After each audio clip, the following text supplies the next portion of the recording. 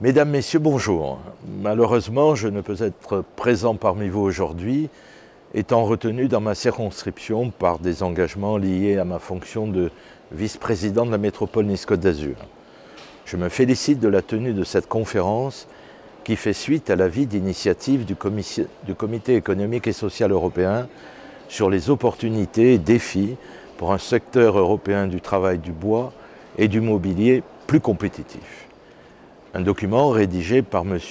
Zboril et Pesky et qui a été adopté en octobre 2011. Cet avis a d'ailleurs été présenté au Parlement européen en octobre 2011 à Strasbourg dans le cadre d'une réunion du Club du Bois que j'ai l'honneur de présider. Aujourd'hui, avec cette conférence, nous souhaitons aller plus loin. Il s'agit en effet d'une opportunité unique pour approfondir la collaboration entre les institutions européennes et l'industrie dans le but de définir des lignes communes visant à stimuler la compétitivité de l'industrie du bois et de l'ameublement. Ces secteurs ont à faire face à des difficultés concernant l'investissement et la recherche, ou encore la formation, l'emploi des jeunes, ou même des contraintes administratives eu égard aux exigences publiques. En outre, l'industrie du bois, et plus particulièrement l'industrie des panneaux à base de bois, doit faire face à une compétition de plus en plus exacerbée pour la ressource bois, de la part du secteur des énergies renouvelables. Le secteur des renouvelables participe à l'avènement d'une croissance plus verte, et l'on ne peut que s'en féliciter. Néanmoins, les institutions européennes et les États membres doivent s'assurer que l'on ne sacrifie pas pour autant l'industrie de transformation du bois, qui constitue l'un des secteurs les plus durables de notre économie.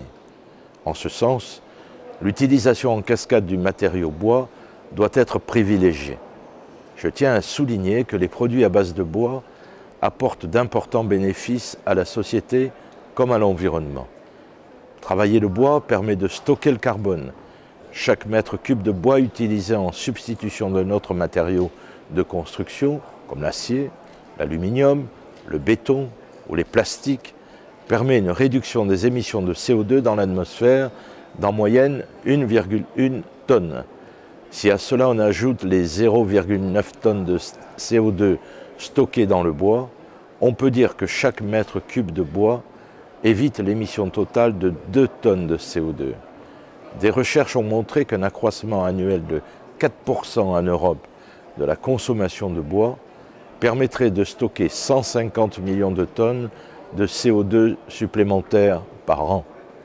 Les bénéfices du bois en tant que matériau écologique ont d'ailleurs été récemment reconnus par la Commission européenne dans une communication et une proposition de décision pour la prise en compte de l'utilisation des terres, du changement d'affectation des terres et de la foresterie dans les engagements de l'Union européenne en matière de changement climatique.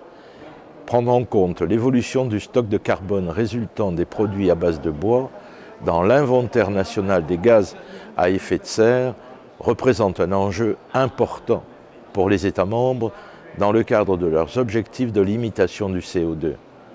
Le Parlement européen est actuellement en train d'examiner minutieusement les propositions législatives de la Commission européenne et j'ai déposé, pour ma part, un certain nombre d'amendements insistant sur la valeur environnementale des produits à base de bois. Au travers de ces nouvelles propositions européennes, les États membres devraient être encouragés à prendre des mesures concrètes pour augmenter l'usage des produits du bois et ainsi remplacer des produits équivalents à plus forte émission de carbone et non renouvelables. En ce sens, le bois construction constitue une priorité majeure pour relever les défis de l'efficacité énergétique et de la maîtrise de l'énergie.